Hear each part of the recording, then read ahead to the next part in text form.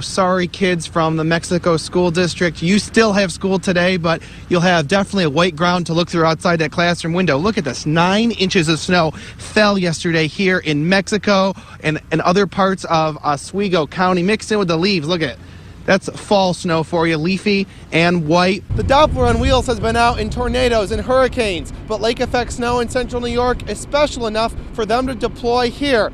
And outside the town of Ellisburg here in Jefferson County, they found some of the strongest winds this winter. When customers show up to the bar tonight, this is what they will find on the door. It says license suspended. This is a rule by the State Liquor Authority. It was the owners of Red Brick Recordings that gave police that surveillance video, and it happened right in their parking lot. You can see the cameras hanging up on the wall, and it was right around the corner that the perpetrator came and sprayed the graffiti. Neighbors could see armored vehicles and other police cars moving back and forth throughout the night. One house that was destroyed, the TV from it sitting in this yard. Piles of metal, wood, and snow sit around the barn, and one way other farmers helped out big time was by bringing in their own heavy equipment early this morning. Water came down Comstock Avenue with so much power that it made the entrance to this home completely impassable.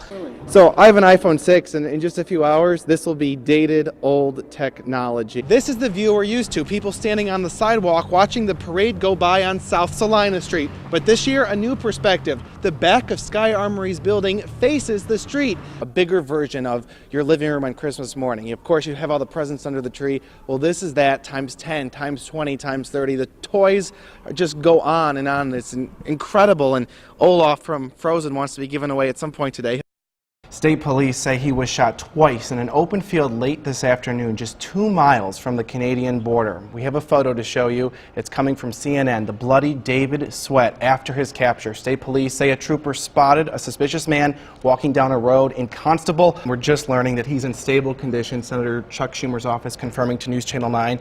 He's currently in the Alice Hyde Medical Center in Malone, but we have confirmed with the Albany Medical Center that they're preparing to welcome him in as a patient because of the severity of his wounds. Good evening, everyone. I'm Andrew Donovan. A developing story tonight. In less than an hour, Verizon workers could be on strike in central New York and in 8 other states as contracts with 2 unions expire at midnight. New information tonight. Sheriff's deputies say a Syracuse man is the one who died in a motorcycle crash on I-81 South early this morning. Before neighbors knew that Nora had died, they knew that every minute mattered. Some neighbors have expressed concern over the time it took for firefighters to respond and get into the home.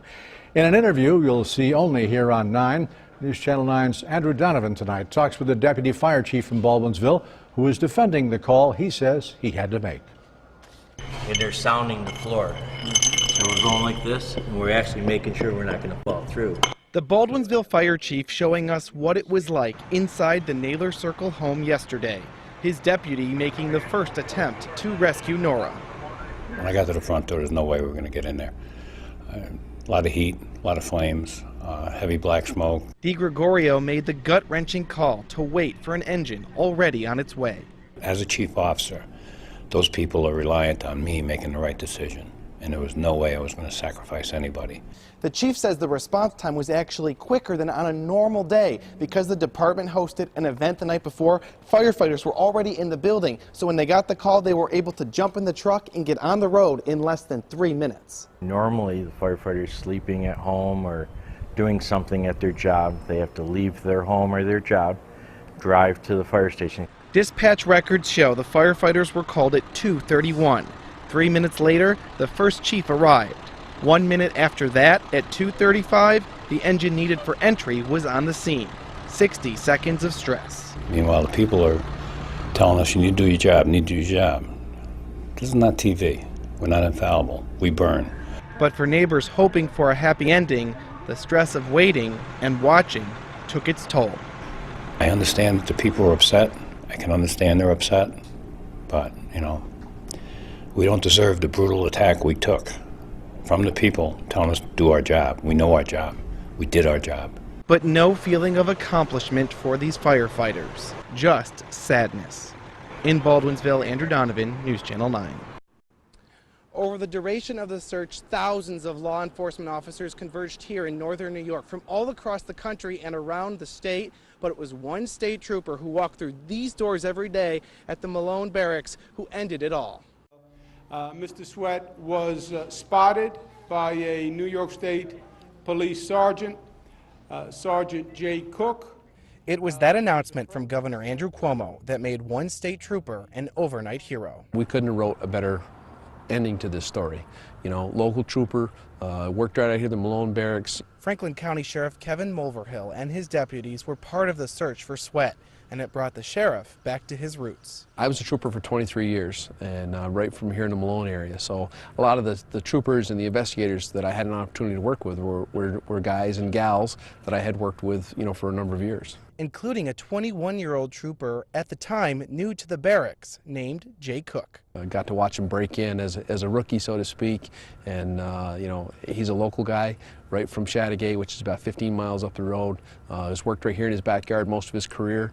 When the manhunt moved to that backyard, Sergeant Cook was able to use his experience, not only of the rugged terrain, but as a firearms instructor and hunter. I'll bet Jay could tell you he's been up and down that Coveytown road, you know, probably 100 times.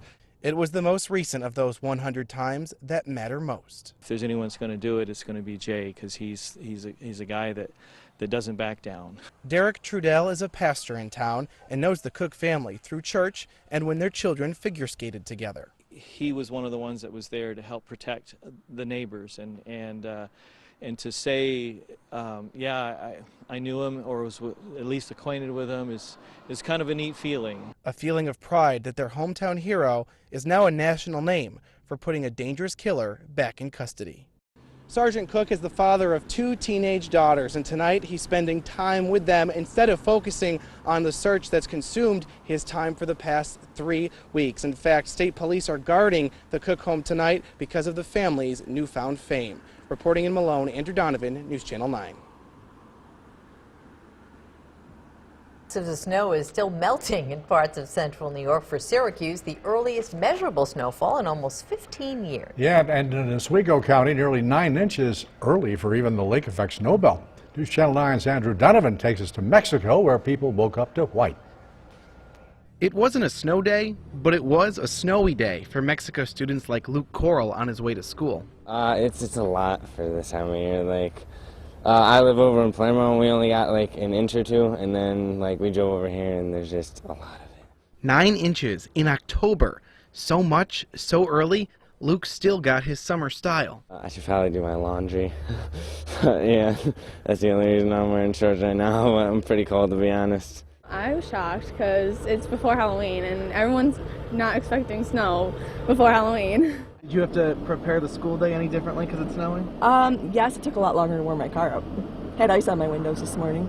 Even though the lawns and gardens are covered in snow, the roads and sidewalks are completely clean because of the rock salt. It's just one way people in Oswego County know exactly what to do when it snows, even in October. So the students here at Mexico High School were exactly right in not expecting a snow day.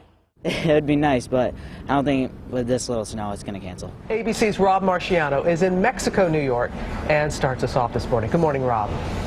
Good morning, Robin, and hello, winter. Talk about a science lesson. ABC News sent senior meteorologist Rob Marciano to report from Mexico, right outside their classroom windows. And this cold, bitter Arctic air mass. 9 inches this early is news, and this really is the first cold snap of the season, and it affects a lot more people than just here in Mexico, New York. But Mexico might be able to handle it better than anyone, anywhere. I stay inside. I stay inside to keep warm. Just stay indoors, stay warm, drink hot chocolate. Good advice, because those lakes are just getting started. We expect it to be busy here again in the next couple of months. When winter officially starts. In Mexico, Andrew Donovan, News Channel 9. Now, Rob Marciano reported for ABC's Good Morning America outside Mexico High School in the very same spot News Channel 9 set up for our morning news. He knows central New York winters very well, earning his meteorology degree from Cornell.